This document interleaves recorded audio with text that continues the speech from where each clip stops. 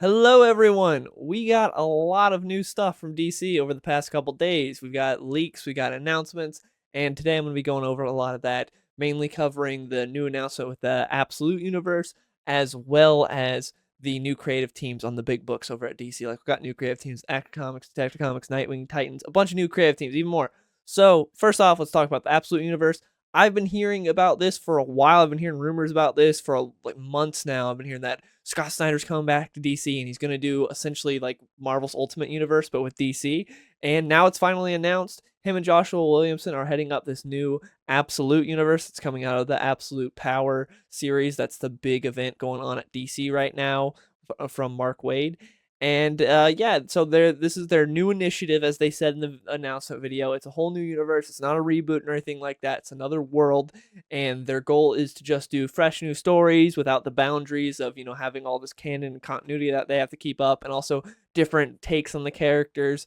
And yeah, it seems interesting. It seems to me kind of like what they tried to do with Earth One a while ago, except now it's instead of but I believe all of Earth One was just collected editions. I don't think they ever did single issues for Earth One. It was always just you got like the trade or the hardcover, to where now it's going to be single issues.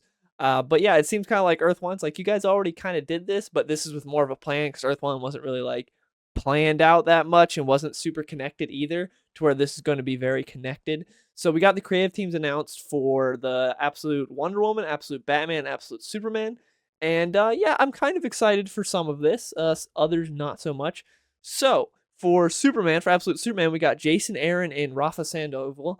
I'm excited for this creative team because Jason Aaron's hit or miss for me, but since he's come to DC, I've liked what he's done. I liked his little Bizarro arc he had on Action Comics. His Batman book's been really good. I've been enjoying what he's doing. Rafa Sandoval is a fantastic artist. I love his art. So I think this is a really interesting creative team. I like it. I'm excited to see what they do, and it'll be interesting.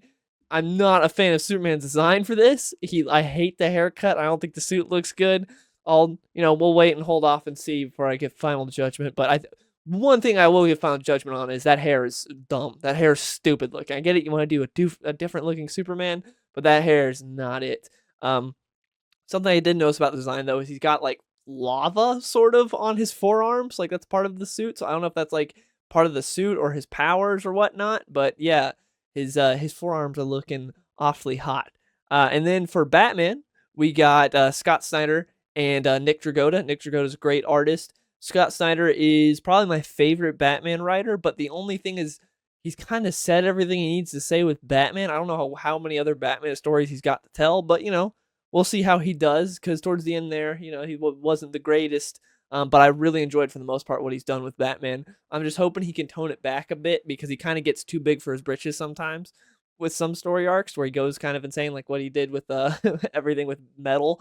So yeah, we'll see. We'll see where it goes. But interesting. I kind of wish we would have gotten someone new on Batman, or given Scott Snyder someone that he hasn't written before, instead of like, oh, this guy that's written a ton of issues of Batman is coming back to Batman again. So not super excited about that, but Nick Dragotta is great, so I'm interested.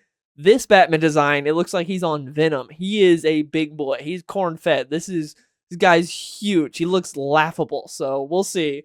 We'll see how it is, but that design is hilarious looking right now. Just like Pillsbury Doughboy, freaking Batman. He is ginormous, and the suit looks interesting, but he is a big boy. They even talked about how he's going to be very intense. So we'll see. I hope it's not just a oh, this Batman's different because he kills. I wouldn't mind him killing, but I hope that's not like the only thing. If assuming he does kill, they haven't announced that or not, as far as I'm aware. But yeah, this creative team's okay. We'll see how it is. Like the artist and Scott Snyder, I like Scott Snyder. Just him on Batman doesn't excite me because we've seen it a bunch before. And then we got Wonder Woman, which is going to be Kelly Thompson and Hayden Sherman. Hayden Sherman's a good artist. I like Hayden Sherman. Kelly Thompson, I'm not excited about. Kelly Thompson's kind of like we got a female superhero. We got this new female title. Who do we get to write it? Only women can write women characters. Kelly Thompson. And that seems to be how it goes, like 99% of the time. So I'm not super excited about her on Wonder Woman. I don't care. The design also looks very uninspired. It looks like the others are kind of big swings. This one is just like, what if we did the New 52? What if New 52 Wonder Woman had tattoos and like a bandaged arm, and that's kind of it. So yeah, this one has me the least excited because the creative team, well, the writer, I should say, the artist, I like the artist, but writer doesn't have me excited at all. and the design doesn't look too good. But yeah, this will be interesting. We're gonna get a like an absolute, or I think it's called all in special, which will be it's going to be like a two-part story. Well, it's all one issue, but it's going to be like an A and B plot sort of deal. And there'll be one side will be Rafa Sandoval, I believe, or no, Daniel Sampier, and then Wes Craig will do the other side as far as the art goes. And apparently one side's supposed to be mainly from Superman's perspective, and the other's going to be Darkseid's perspective, because something's supposed to happen at the end of Absolute Power where Darkseid has like a realization, and then also this new Absolute Universe gets created. Apparently, it's also created or sort of running on Darkseid energy, like his Omega Force and all that, with those Omega beams. So yeah, that's what Scott Snyder was like sort of implying in the announcement videos, but he was being very vague because he said he didn't want to spoil the Absolute Power storyline. So that'll be interesting. Yeah, we'll see. We'll see how this goes, because this is supposed to be like a darker universe. We've heard that a lot before. But yeah, it'll be interesting. Wes Craig on here is cool. I'm a big Deadly Class fan. I read every single issue. I really enjoyed that with him and Rick Remender. It'll be interesting to see how he is on Heroes though, because his style fit Deadly Class perfectly. But that's a very like grimy sort of book, to where superheroes. It'll be interesting to see how that goes. But I like Wes Craig, so it's cool seeing him on here. And yeah, Daniel Sampier is amazing. So yeah, that's basically all I have to say about Absolute. I want to hear from you guys in the comments below. What do you think of this Absolute universe? Are you excited or not? I wish we would have gotten some more new like creators on this, since this is a big push.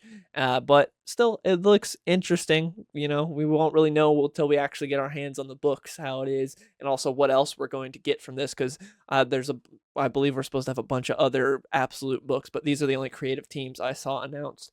But anyways, now let's get into the new creative teams on the main DC books, because the main DC books are going to keep going. They're also going to tie into Absolute. There's going to be like a whole event and everything happening in October, where this is all going to like split off. And yeah, so that'll be interesting. So for new creative teams, for Action Comics, we got Mark Waid and Clayton Henry. This doesn't excite me at all. Mark Waid is someone that even when he was in his prime, I thought his stories were just good and not great. I think Mark Waid's been overrated the entire time. I know a lot of people love him. A lot of people think his stuff is great. A lot of people love World's Finest. I've never really been a big Mark Waid fan. I think he's done good, but I don't think he's ever really done great, for me at least. I know that's heresy for a lot of people, because a lot of people love some of his stuff like Birthright. But I've always thought, Mark Waid, some of his stuff's good. But yeah, that's one of my more out there opinions. And Clayton Henry, I'm not the biggest fan of either. His art's just not for me. It's not terrible. It's not something that like, oh, I can't look at this. It's not, but it's nothing that makes me want to buy the book. He's just okay for me. So I'm probably going to be skipping Action Comics, which is sad, because, like a year ago when Philip Kennedy Johnson was on it, it was my favorite comic. I really enjoyed it. And then we got a little arc with Jason Aaron, and that was actually pretty good. And now we're on Gail Simone, which is sad because she's not doing very good, but Eddie Barrows is killing it on art. And now we're going to go into Mark Waid. So yeah, Action Comics is having it rough right now. Then for Superman, we're continuing with Joshua Williamson, but Dan Mora is going to be on art, which is fantastic because he's arguably the best artist at DC right now, one of the best in all of comics. He's amazing, and I'm happy that Joshua Williamson was able to pry him from Mark Waid, because I thought for a while there he was just going to get stuck with Mark Waid while he's at DC, but thankfully he's going to be coming over to Superman with Joshua Williamson. Joshua Williamson's been writing Superman for some time now. I'm kind of lukewarm on him on Superman. Like, some of his stuff's good.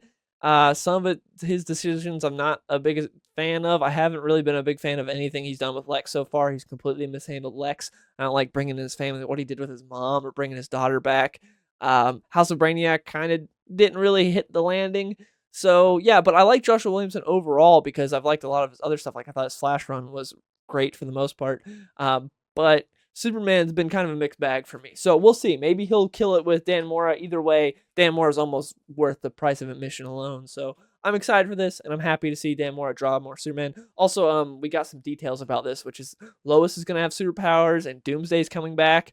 I really hope the Lois having superpowers thing is temporary, because that's something that I hate about comics, where everyone that's close to a superhero gets powers. I hate whenever they do that. That's annoys the crap out of me. So hopefully that's just a temporary thing, just a few issues she has.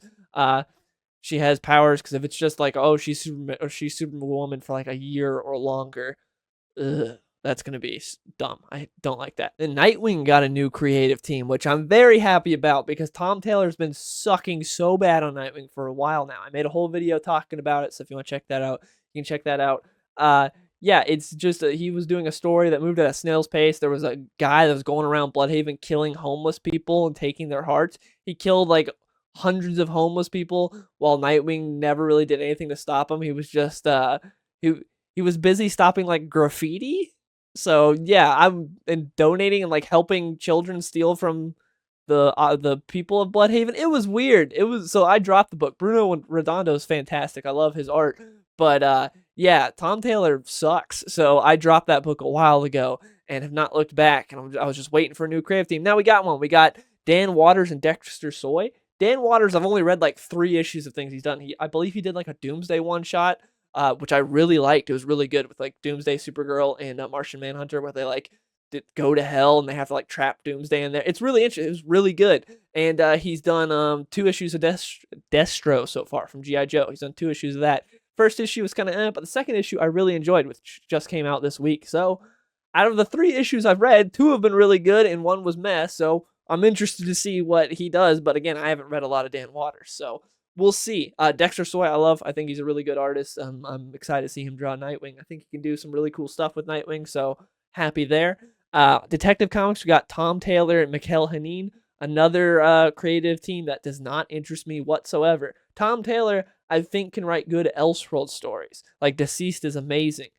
So I think he can write some good Elseworld stuff.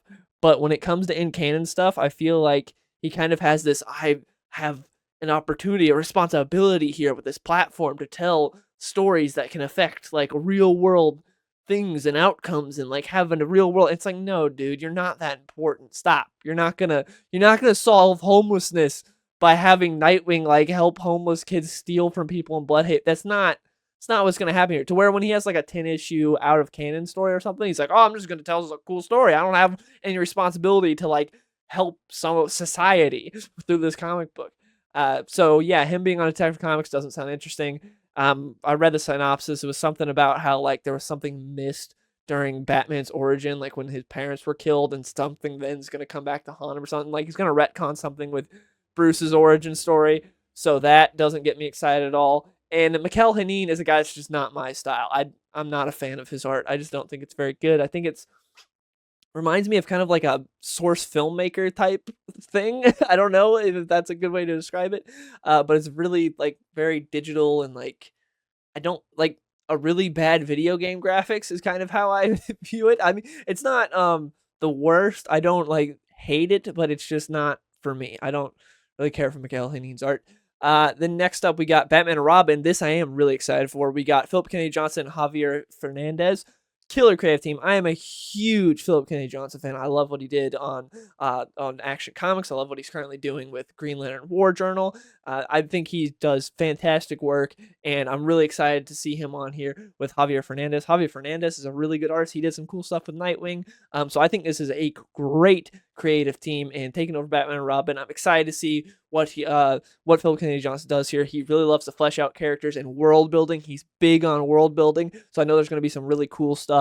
It's probably going to be a big epic story arc because he does a lot of Philip Kennedy Johnson doesn't really do anything small, and so I'm excited to see what he does here and what he delves into. This could be really, really good. I'm actually going to start picking up this book now because Joshua Williamson was on it before, and I just didn't feel the need to pick it up. I read the last issue because Juan Fajeda was on the art. I think I pronounced his name right, and he killed it and got me to pick up the last issue. But generally, I don't read Batman and Robin, but this will get me to pick it up. Green Arrow's got a new creative team with Chris Kondo and Montos. Love Montos, but he's doing a Green Lantern War Journal with Philip Kennedy Johnson, which just ended or is about to end. I think issue 11 just came out. So I think we have one. Yeah, we have one more issue, issue 12. So yeah, he's doing really good on that. And as far as Chris Kondo, I don't think I've read anything he's done. So I don't. This is a question mark for me. I have no clue. I believe he's the guy that did Infield Gang Massacre, which I've wanted to read because I'm a big Western fan, but I just haven't gotten my hands on it yet. And I heard that's good. So I'm interested to see where this goes because Williamson's run on Green Arrow started off good. And then he kind of repeated, like after the first 6 issues or so, after that first arc, he then kind of repeated that same arc again. Like Green Arrow goes, he defeats the villain, and then that villain comes back and does like the same exact thing again, and it like just repeats itself. So it was really weird. And now we've got the whole thing with Oliver is on the side of Amanda Waller during Absolute Power for whatever reason, because it seems like he's trying to save his family because she probably has something on them. It's obviously he's like going to be a double agent, is what it seems it's going to be. But I'm excited for this because I don't really know what to expect. I'll definitely pick up the first issue. I know at least it'll look good. I have no clue about Chris Kondo, though. And next up is Titans, which is another Tom Taylor book that he's getting axed from. Thank God. He's getting taken away. We got John Layman and Pete Woods. Pete Woods, I remember from Action Comics back in the day. I like Pete Woods. John Layman, I don't know if I've ever read anything of John Layman, so I have no expectation. I don't know. Maybe I'll check it out. Yeah, and I think that's it for what I wanted to talk about. There were other creative teams like Harley Quinn and Catwoman, but neither of those creative teams excited me, and I really don't care about Harley Quinn, so I'm not going to get into that. We also got like more details from these story arcs, but I didn't want to just take all day talking about this. I wanted to mainly talk about the new creative teams themselves. So some of this is exciting. We'll see where it goes. Absolute seems interesting. As far as what I'm most excited for, I'd probably say Dan Waters and Dexter Story on Nightwing, as well as Philip Kennedy Johnson and Javier Fernandez on Batman and Robin. Those are the two that I'm most excited for new creative teams. As far as Absolute, I'm excited for Jason Aaron and Rafa Sandoval. I'm not really excited for the other two books, mainly because, again, I really love what Scott Snyder did with Batman overall, but he's kind of done Batman so many times that I'm not that excited because it's like, okay, we get it. You've done a lot of Batman. Maybe have him do something else. If they would have had Scott Snyder on a different character, I would have been more excited. But yeah, this is interesting. We'll see where it goes. I want to hear from you guys down in the comments below. What do you think of all this? What are you excited for? What are you not excited for? Really want to hear from you guys in the comments. Thank you for showing up. And if you want to discuss comics, there's always my Discord, which is linked in the description down below. And yeah, thank you guys for watching the video, and I'll see y'all later. Hey, skinny boy, saucy boy, I be running to the bank. Yeah, you know I hit the gas in the whip full tank. Riding past the ocean while I'm listening to Frank.